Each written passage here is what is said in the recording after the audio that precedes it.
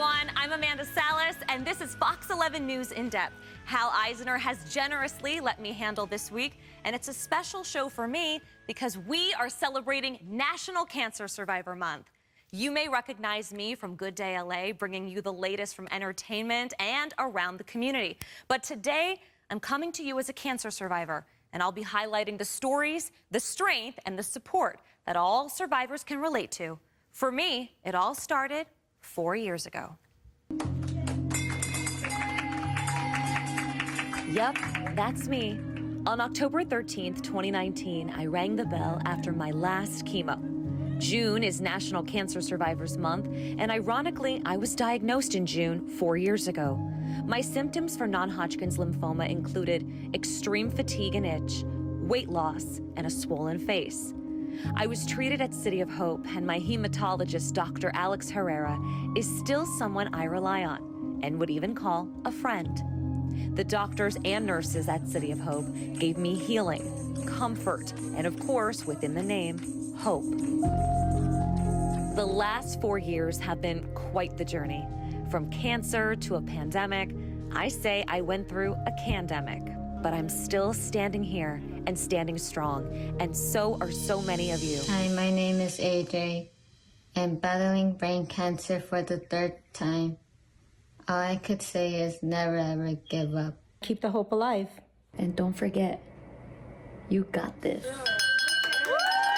Fox 11 celebrates National Cancer Survivor Month. On New Year's Day of this year, I was on a Rose Parade float celebrating City of Hope survivors and the medical team that helped save their lives. And now here we are in June, celebrating National Cancer Survivor Month on Fox 11, where we get to highlight so many of you. That truly is a full circle moment. Wow, it feels like yesterday and a whole lifetime ago. I had the support of my family, my fiance, the power of prayer, and the City of Hope to help me get my survivor status. The medical team at City of Hope gave me just that, hope. And joining us now is Dr. Joseph Alvarez, AKA Dr. Joe from City of Hope, hematologist and oncologist, and full-time hero. Welcome. Thank you for celebrating the survivors with us today. Well, thank you for the opportunity to be here. This is such an important thing to talk about. So thank you so much for sharing your story, because I know it'll inspire other people going through cancer treatment today. Thank you, Dr. Joe. What are the symptoms that people should be looking for? I know it's different for each cancer, but what are some key symptoms that people should be aware of? I think it's good to be aware of major changes with your body, and some of those can begin in small ways. Right. Things like weight loss or itching that just won't stop with allergy medications, Right. fevers. But it can even be more subtle, like a change in when you go to the bathroom, and your bowel movements. Things like that can be an indicator that you should talk to your doctor. Too often people are afraid, but really there's great power in seeing these changes in yourself and then talking to your doctor and figuring out what to do next. I agree.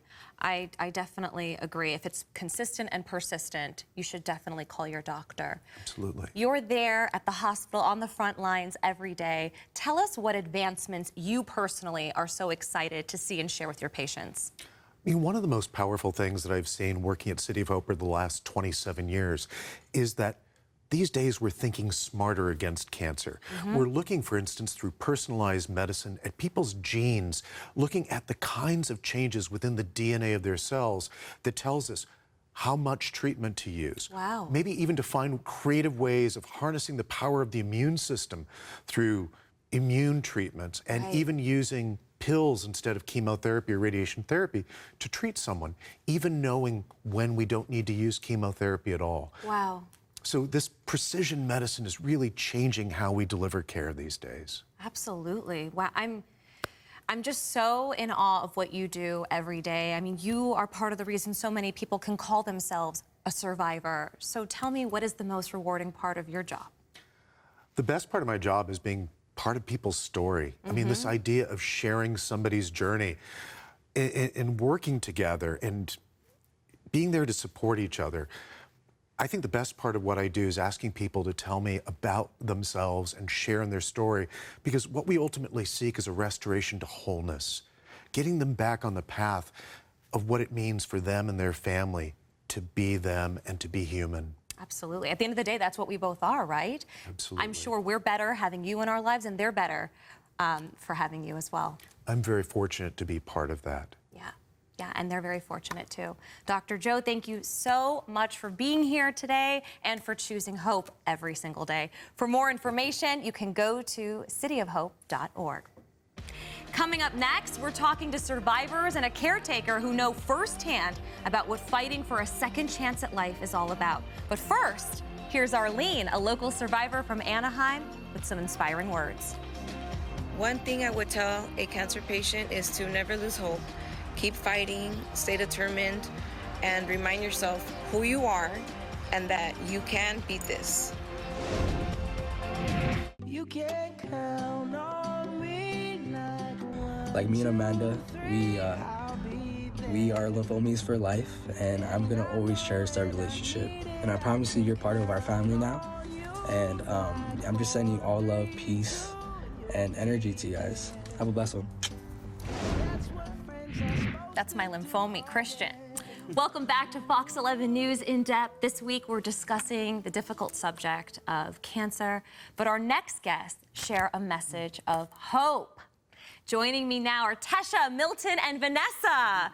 Thank you so much for being here. Tesha, let me start with you. Stage 3 breast cancer survivor. First, tell us how you're feeling today. I feel amazing, and I have a new outlook on life. So, Which is, tell us that.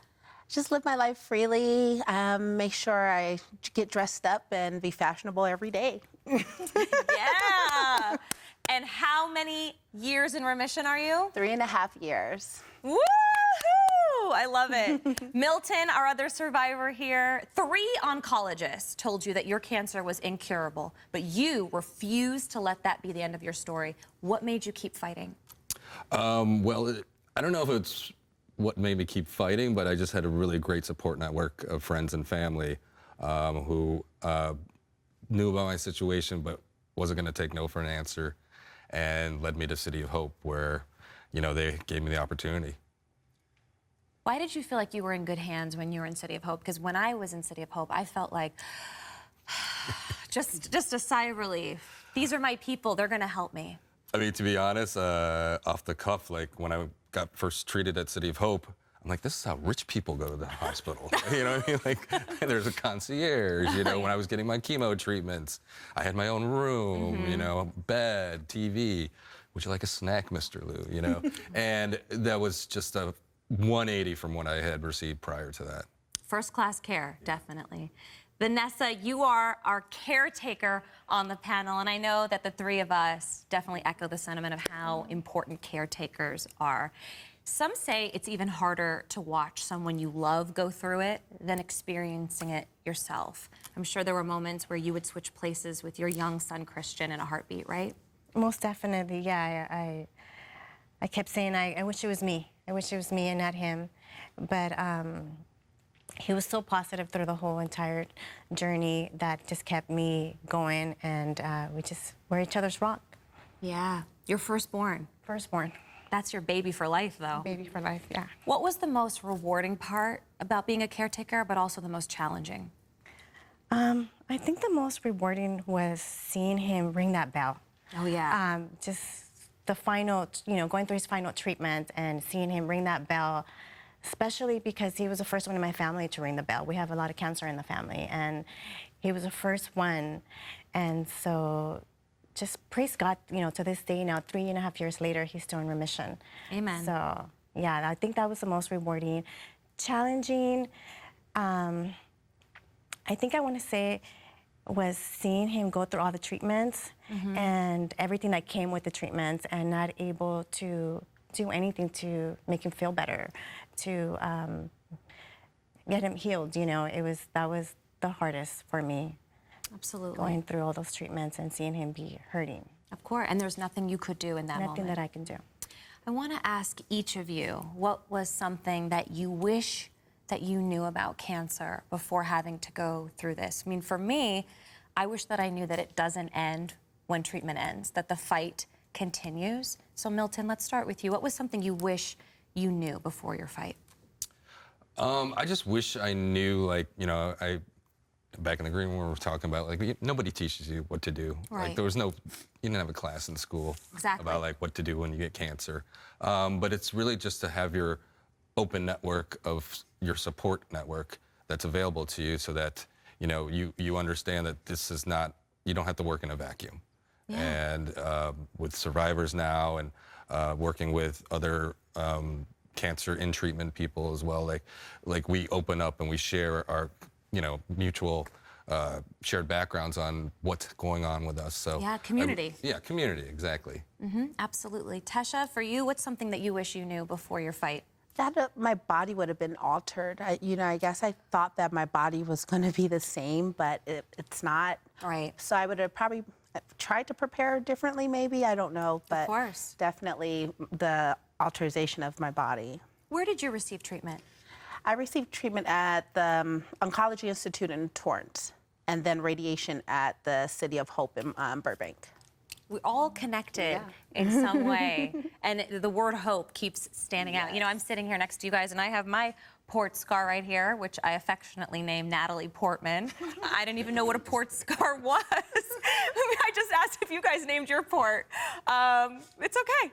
You don't always need to do it. Some people, like you said, there's no right or wrong way to do it or to handle cancer. You do it however you feel. Vanessa, real quick, what is something that you wish you knew?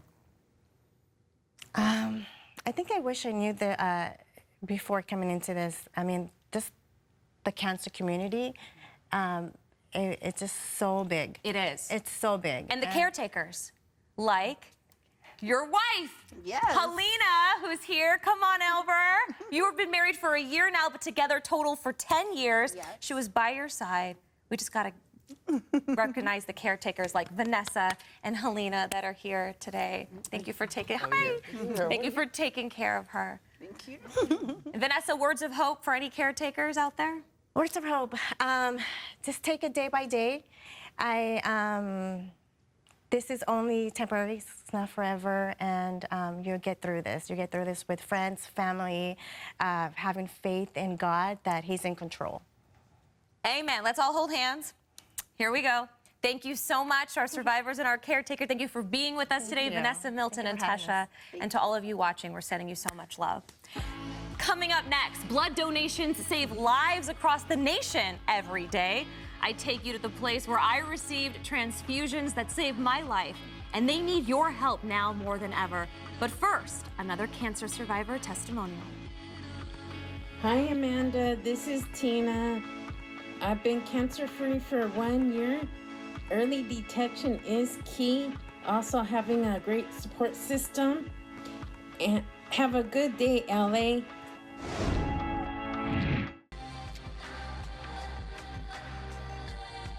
I've been cancer-free for over 30 years now, and what helped me get through my childhood leukemia were friends, family, and video games. And now, I even get to work in the video game industry. Hang in there and stay positive. After chemo, many times my doctor recommended a blood transfusion to help boost my energy and overall health. I never realized how important blood donations were until I needed them to save my own life while battling cancer. Let me introduce you to the place and the people who make all of it happen. You've heard countless people say that blood saves lives, but it's so much more than that. Every drop gives life, it gives second chances, and it brings together a community of heroes stepping up for cancer patients who need these donations to survive and thrive. I want to introduce you to a place that helped make me a survivor, the City of Hope Blood Donation Center. Casey, yes. We're standing here where so many selfless people come and they donate their blood to help save people's lives. City of Hope patients' lives. It's amazing.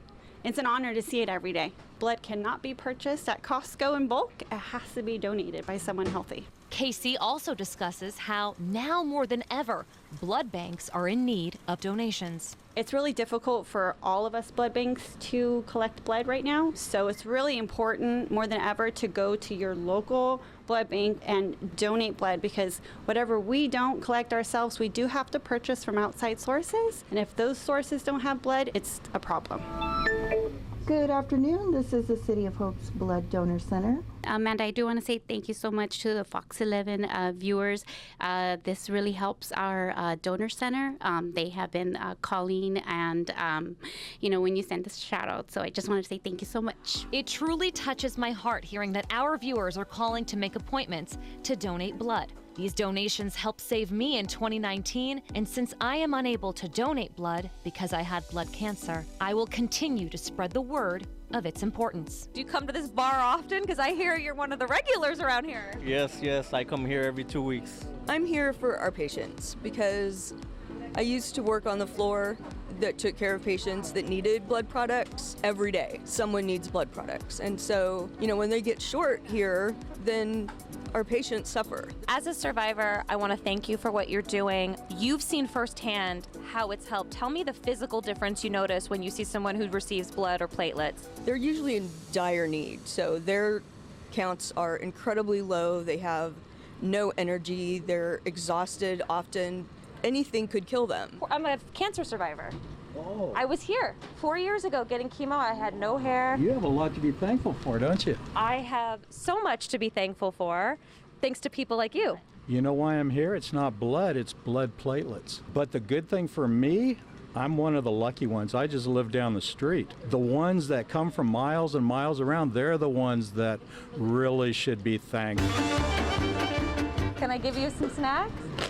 Cool Ranch or nacho cheese? Nacho cheese. Here you go. What would you like? We have Nation Valley, we have Chewy, we've got Ritz crackers with peanut butter. Yes. Here you go, girl. Because you got the Ritz factor. City of Hope has been collecting blood for their patients for 45 years. And Francis Fong is combining professional and personal for his purpose every day. And your why is pretty personal, isn't it?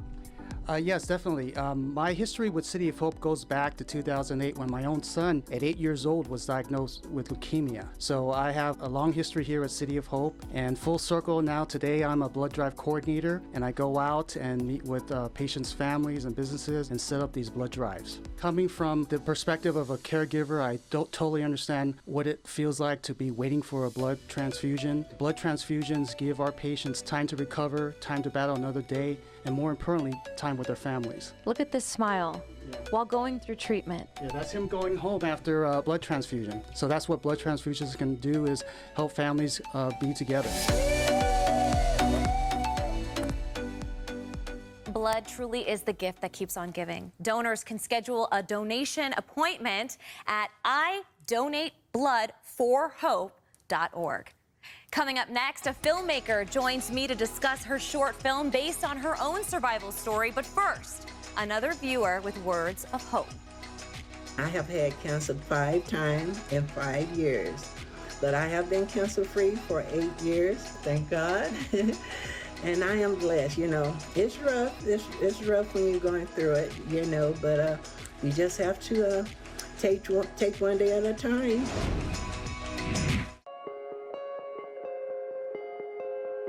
Hello everyone, my name is Gavin Valencia. I'm 15 years old and I was diagnosed with leukemia and I just rang my bell.